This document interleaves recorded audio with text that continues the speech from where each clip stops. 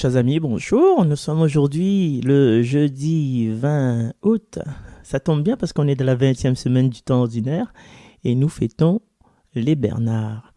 Bernard qui était abbé et docteur de l'Église, qui a fondé l'ordre de... Non, je ne sais plus quel ordre. Bernardin peut-être. Aujourd'hui, nous allons continuer d'ouvrir notre livre dans la partie qui est consacrée au prophète Ézéchiel. Voici les paroles que dit le Seigneur. Je sanctifierai mon grand nom profané parmi les nations. Mon nom que vous avez profané au milieu d'elles.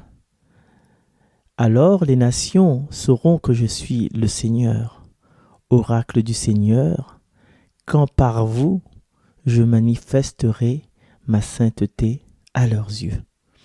Alors, quelle est la promesse du Seigneur dans ce passage? Même si nous avons profané son nom, même si nous le Seigneur a dit, je suis en colère contre le bon Dieu, même si on a été l'avocat, voilà, la défense au contraire, l'avocat, on appelle ça, le procureur général qui accuse l'accusateur du Seigneur, eh bien, même devant les autres nations, hein, parce que quelquefois, on dit oui à la religion, le Seigneur, la confession, tout ça, bon, chez d'autres co-religionnaires, les personnes qui pratiquent une autre religion, eh bien, nous, on critique notre religion, on dit oui, il vaut mieux comme ça, comme ça, comme ça, comme ça. Même que ça, en fait, le Seigneur nous montre sa magnanimité, sa miséricorde en tout temps. Il va manifester sa sainteté à leurs yeux. C'est pas parce qu'on crie, qu'on salit de notre bouche la réputation d'une personne, ça ne veut pas dire que cette personne est sale. C'est notre bouche, hein, on aime bien nous. C'est notre bouche qui veut le salir. Mais lui, la personne là, elle reste dans l'immaculé, dans la sainteté, dans la délicatesse.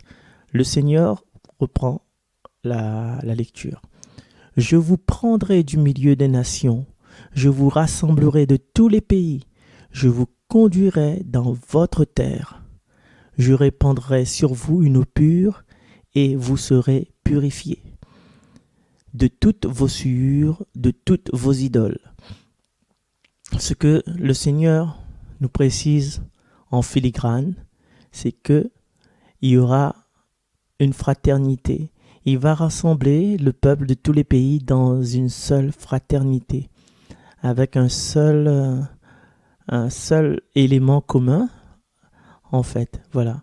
Il n'y a pas les chrétiens qui courent par ici, l'autre qui court par là-bas, ou une autre religion qui court par ici. Il y a toujours, au milieu de chaque religion, cette réunion, je pense, c'est une réunion d'amour, une réunion de pardon, une réunion pour montrer la miséricorde de Dieu. Et il poursuit, je vous purifierai. Je vous donnerai un cœur nouveau. Je mettrai en vous un esprit nouveau. J'ôterai de votre chair le cœur de pierre. Je vous donnerai un cœur de chair. Comme je vous l'avais dit hier, quelquefois nous sommes nés avec un cœur de pierre, ou bien les conséquences de la vie nous ont amenés à être durs, à avoir un cœur fermé, un cœur jaloux, un cœur sur la défensive, un cœur négatif.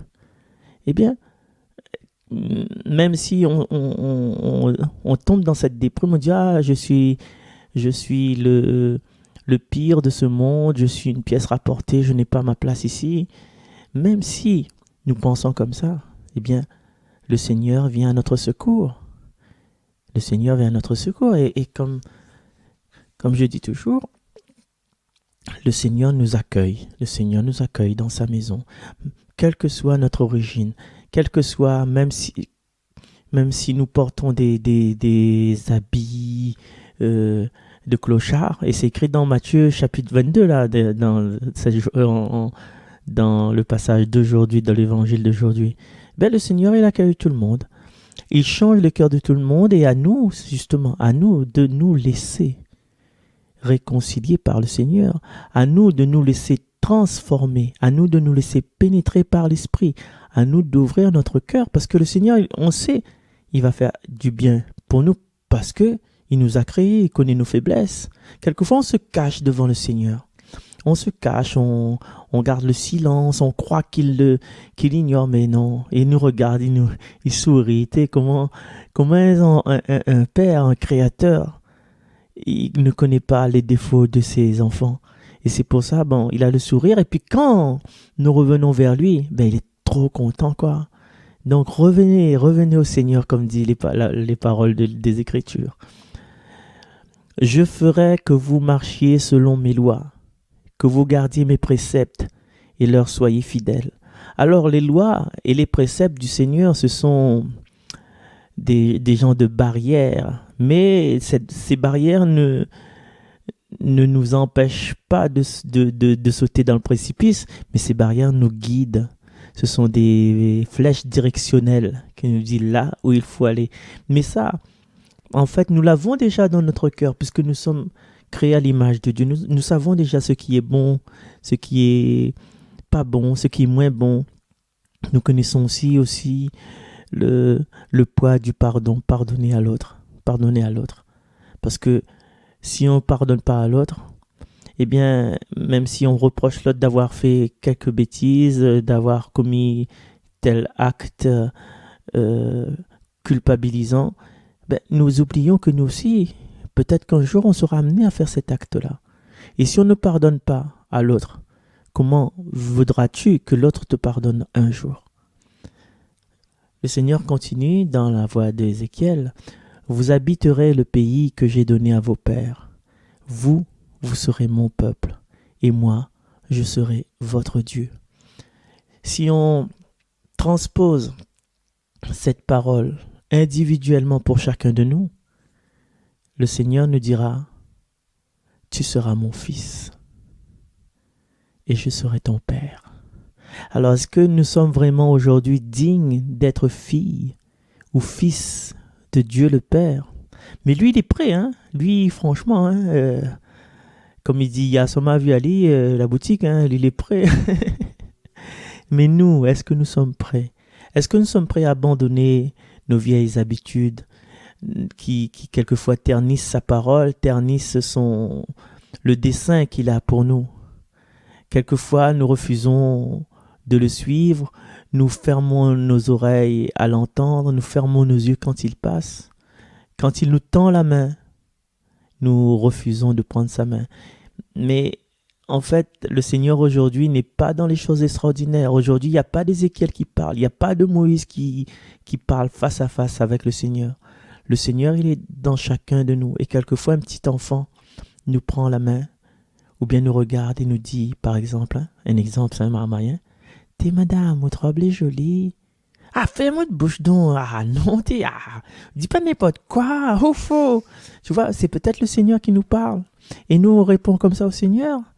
Voilà. Et quelquefois, la petite fille, elle est vraiment désappointée, elle est découragée.